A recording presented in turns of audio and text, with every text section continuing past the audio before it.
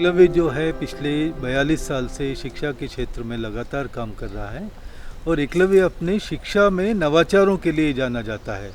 तो हमने बहुत से ऐसे मॉडल विकसित किए हैं जो शिक्षा के मॉडल हैं जो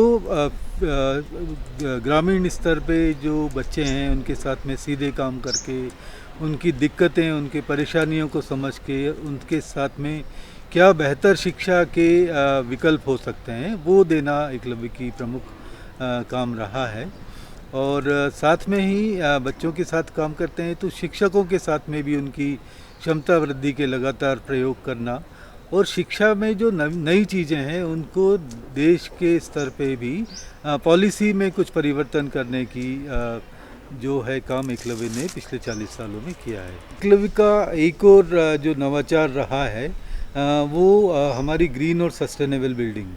हाँ, क्योंकि आमतौर पे ये देखा गया है कि शहरों में जिस तरह से पानी की समस्या लगातार बढ़ती जा रही है, तो ये सोच के जब हम बिल्डिंग की संकल्पना कर रहे थे हमने 3-4 चीज़ें हमने सोची थी कि हम जब भी अपना एक बिल्डिंग बनाएंगे तो उसमें 3-4 चीज़ें ज़रूर हम रखेंगे। तो एक तो ये हमारा था कि पानी की एक भी बूंद जो है हमारी इस बिल्डिंग से बाहर नहीं जाती है।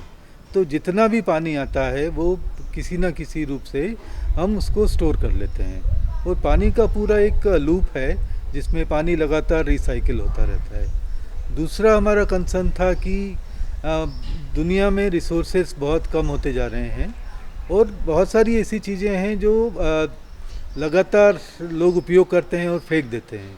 तो इस बिल्डिंग में हमने एक और ख़ास बात जो करी है कि पुराने जो सामान है आमतौर पे कबाड़ी में फेंक दिया जाता है, तो उन सामानों का इस्तेमाल हम अपनी बिल्डिंग में कैसे करें उसका एक हमने प्रयोग किया था। तीसरा ये था कि ऊर्जा पे हम लोग बात करेंगे कि ऊर्जा का कम से कम इस्तेमाल हो। तो आप देखेंगे कि इस बिल्डिंग में एक भी एसी नहीं लगा हुआ है, क्रॉस वेंटिलेशन है, एकदम हवादार है, रोशनी पर्याप्त है, तो बिजली की खपत हमारी न्यूनतम रहती है। बेसिक चीज़ों के साथ में हमने इस बिल्डिंग का संकल्पना शुरू करी। इसमें 2-3 मसले थे। एक मसला ये था कि हमारी कुछ चीज़ें बेसिक चीज़ें थी जो हम चाहते थे कि ग्रीन और सस्टेनेबल बिल्डिंग में हो, लेकिन वो कैसे डिज़ाइन हो, तो डिज़ाइनर मिलना मुश्किल है।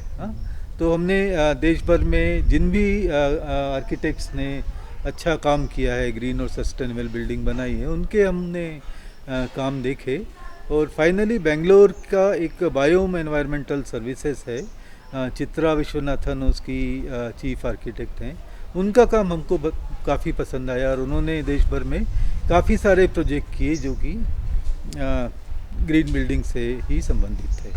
BLDC मोटर पे काम विश लिस्ट, DC मोटर के कुछ पंखे मिले जिसमें कि सबसे ज़्यादा पावर एफिशिएंट फ़ैन उन्होंने बनाए थे जो मात्र 28 वाट पावर कंज्यूम करते हैं। सामान्य फ़ैन जो कि 65 वाट तक के, 60 से 65 वाट और कुछ तो 72 वाट तक के पावर लेते हैं। और इनमें भी सामान्य फ़ैन में भी बहुत एनर्जी एफिशिएंट फ़ैन जो बने हैं वो 52 वाट करंट लेते हैं, लेकिन हमने जो फ़ैन इस्तेमाल किए हैं वो मात्र 28 वाट लेते हैं, आपका लगभग 50% या इससे कम। और ये बहुत महत्वपूर्ण होता है कि जब आपकी पूरी बिल्डिंग में लगभग 100 फ़ैन लगे हों तो ये एक बहुत बड़ा अंतर हो जाता है बिजली उसमें। बिल्डिंग बनाते समय जो ध्यान रखा गया कि बिल्डिंग का तापमान कम से कम बढ़े, तो उसके लिए दीवारें गर्म ना हो। आपने देखा होगा कि बड़े बड़े प्रोजेक्शंस जिसे हम छज्जे बोलते हैं वो बनाए गए हैं ताकि जो सूर्य की रोशनी है वो सीधे दीवार पे ना आए, जिससे दीवार गर्म ना हो। या कुछ पूर्व दिशा की या पश्चिम दिशा की दीवारें हैं जहाँ पे सूर्योदय से लेकर या सूर्यास्त तक दीवार गर्म होती है, तो वो दीवार हमने कैविटी वॉल बनाई है। कैविटी वॉल जिसमें कि दोहरी दीवार होती है, बीच में खोखली होती हैं, जिससे बाहरी दीवार तो गर्म होती है लेकिन अंदर की दीवार गर्म नहीं हो पाती, जिससे अंदर तापमान कम रहता है। लगभग 5 से 6 डिग्री हमारा तापमान हम सामान्य बिल्डिंग के मुकाबले कम रख पाते हैं।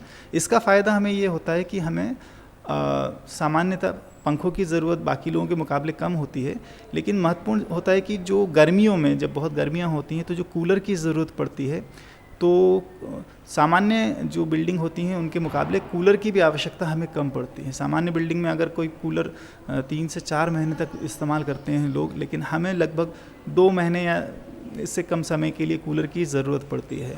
ब्लैक कॉटन सॉइल बहुत ही कमज़ोर सॉइल होता है और इस पर किसी भी तरह की फाउंडेशन नहीं रखी जा सकती। तो ये बड़ा चैलेंज था, और 10 फीट तक की मिट्टी को निकालना पूरी बिल्डिंग की, लेकिन वो किया गया और यहाँ पे साइड पे बड़े बड़े पहाड़ बन गए थे ब्लैक कॉटन सॉइल के, और पूरी बिल्डिंग का जितना भी आउटर पेरिफेरी है उसको मिला के पूरा सॉइल निकाल के उसके बाद हमने फाउंडेशन डाली है। उसमें पूरी तरह से विंड फोर्सेस को झेलने में सक्षम है और भूकंप के झटके भी झेलने में सक्षम है। यानी कि इस जोन में जितना भूकंप आ सकता है उस सब को एंटिसिपेट करके ये डिज़ाइन किया गया। तो कितना भी भूकंप हो या कितनी भी ज़ोर से हवा चले, ये बिल्डिंग सेफ रहेगी। तो जैसा मैंने कहा था कि पानी की एक भी बूंद हम बर्बाद नहीं होने देना चाहते, तो ये हमारा सीवेज ट्रीटमेंट प्लांट है।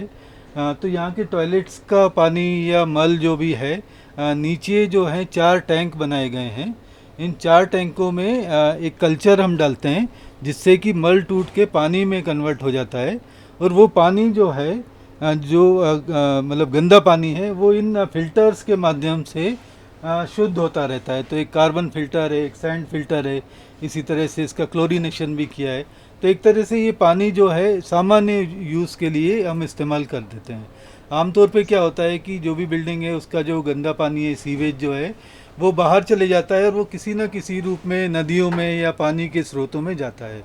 तो हमारी कोशिश यही है कि ये जो ट्रीटेड वाटर है इसका इस्तेमाल हम ज़्यादातर जो है यहाँ पे बागवानी में करते हैं। तो एकलव्य कैंपस में जो भी पेड़ पौधे आप हरे भरे देख रहे हैं वो इसी ट्रीटेड पानी का ही देन है, और ये नॉर्मल पानी की तुलना में बेहतर होता है क्योंकि पेड़ पौधों को थोड़ा प्रोटीन वगैरह इससे मिल जाता है। तो ये होता है कि अमूमन जो पब्लिक प्लेसेस होते हैं वहाँ पे जो टॉयलेट्स हैं तो वहाँ पे आम आदत होती है कि लाइट जला के छोड़ जाएं।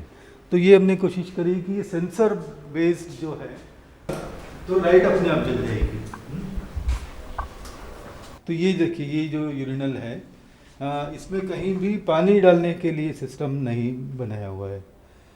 तो आमतौर पे इसमें एक बॉल है, जब भी हम यूरिनेशन करते हैं तो ये प्रेशर से बॉल ऊपर हो जाती है जिससे कि जो पेशाब है वो नीचे जाएगी और वापस बॉल फिक्स हो जाती है, तो बदबू नहीं आएगी। तो अभी आप यहाँ पे खड़े हैं तो आपको बदबू नहीं आ रही है। हाँ, बिल्डिंग काफ़ी हवादार है और डिज़ाइन इस तरह से किया है कि हवा और रोशनी लगातार यहाँ पे आती रहे, और इस तरह के झरोखे बनाए हैं हाँ, ताकि वहाँ से हवा जो आती है छन के आती है और थोड़ा बिल्डिंग को ठंडक लगती है।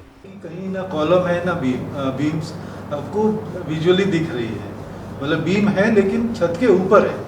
आमतौर पे बीम्स छत के नीचे होती है। और ये एयर कूल्ड है, 2 कूलर्स लगे हैं बड़े बड़े, बोर्ड्स बनाए हैं। इन बोर्ड्स में भी हमने कोशिश करी कि मध्य प्रदेश का या हाथ से बने हुए ये जो कपड़ा है इसका इस्तेमाल हमने पिन बोर्ड के तौर पे किया हुआ है, ताकि देश भर के जो भी ट्रेनिंग लेने के लिए लोग आते हैं तो एक तरह से मध्य प्रदेश की छवि भी यहाँ से दिखती है। तो इस बातचीत को कंक्लूड मैं इस तरह से करता हूँ कि एक पक्षी होता है जिसको ड्रोंगो बोलते हैं और उसको हिंदी में भुजंगा कहते हैं। तो ये जो भुजंगा है ये ऐसी जगह पे पाया जाता है जहाँ का पर्यावरण काफ़ी साफ़ सुथरा है। तो हम यहाँ 4 साल से देख रहे हैं कि इस कैंपस में ड्रोंगो पक्षी लगातार आते रहते हैं। तो एक तरह से ये पर्यावरण की टेस्टिंग भी है कि जो हमने प्रयास किए हैं वो सफल हुए हैं।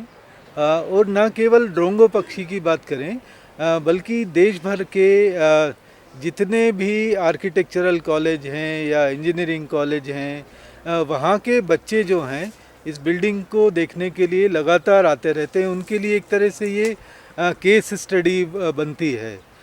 इसके साथ ही हम लोग लगातार नगर निगम, टाउन एंड कंट्री प्लानिंग ऐसे अधिकारियों को भी लगातार बुलाते रहते हैं कि वो कम से कम इस तरह के प्रयासों को देखें और कोशिश करें कि किसी तरह से सरकार की पॉलिसी में भी ये ग्रीन बिल्डिंग, ग्रीन कंपोनेंट आ सकें और अपने रहवासी कॉलोनी इतनी सारी हैं जहाँ पानी की समस्या है। तो एक तरह से ये लाइव उदाहरण है। और जैसे मैंने शुरू में कहा था कि एकलव्य हमेशा से नवाचारों और अलग अलग तरह के मॉडलों को विकसित करने के लिए जाना जाता है।